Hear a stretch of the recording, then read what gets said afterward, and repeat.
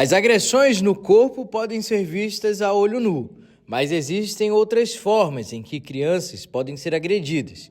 Isso pode causar inúmeros traumas para uma criança. Tanto agressões físicas quanto psicológicas, elas podem dificultar o processo de desenvolvimento de uma autoestima saudável e podem gerar também estresse pós-traumático, pode gerar nessa criança uma ansiedade patológica desde a infância, e as consequências disso para a adolescência e vida adulta é que esse adolescente ele pode ficar mais rebelde, né? Ou pode ficar mais retraído e aí, consequentemente, estar mais predisposto a desenvolver uma depressão, uma ansiedade num nível ainda mais elevado, e a gente sabe que existem, inclusive, transtornos de personalidade que podem ser desencadeados por conta de traumas durante esse período, essa fase. No Brasil, 18 mil crianças são vítimas de agressão por dia, o que, de acordo com os dados apresentados pela Sociedade Internacional de Prevenção ao Abuso e Negligência na Infância, representam 12% das mais de 55 milhões de crianças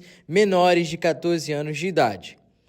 Em Boa Vista, os números de casos de agressões contra crianças vêm aumentando, é o que aponta esse conselheiro tutelar que atua na capital há mais de 10 anos. Durante esse período todo, tem aumentado num ritmo preocupante, assustador, as agressões físicas, né, e espancamento também contra as nossas crianças, lamentavelmente. A agressão infantil pode acontecer de várias formas, como afogamento, envenenamento, espancamento, queimadura, trabalho infantil e abuso sexual. E muitas das vezes os pais cometem as agressões de forma involuntária. O que a gente vê muito hoje em dia? Pais que querem criar os filhos da mesma maneira como eles foram criados. A gente escuta muito aquela frase do eu apanhei e não morri, né? E de fato, a gente apanha e não morre, mas existem algumas consequências emocionais que elas ficam. E aí a gente está falando de agressões mesmo, né? Por que a gente não é a favor da palmada, né, do castigo físico? Porque a gente sabe que ele não ensina, ele não é de fato saudável para a criança e nem vai funcionar para que ela entenda e aprenda o que de fato ela precisa. Então, o conversar com a criança e o tentar entender que cada fase de desenvolvimento vai ter uma limitação e vai exigir de você um nível de maturidade para lidar com essa criança é o primeiro passo. A pessoa é considerada criança quando é menor de 14 anos de idade, período em que se encontram numa fase frágil de construção de mentalidade, caráter e de valores.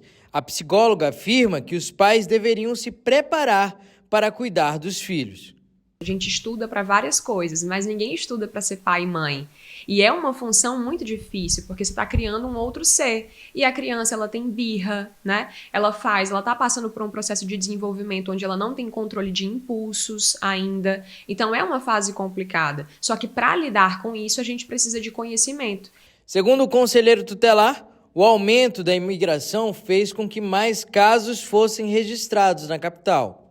Com a chegada, durante esse processo migratório desenfreado, descontrolado, desordenado, e são famílias em situações de vulnerabilidade desestruturada, logicamente que as crianças passaram a ser vítimas desses imigrantes, né, principalmente os padrastos, de agressões duras, cruéis, como eu atendi um caso recentemente, onde o padrasto tinha agredido o seu enteado de forma tão brutal, tão violenta, que no corpinho da criança, nas costas principalmente, ficou diversos hematomas, que ele usou uma corda, né?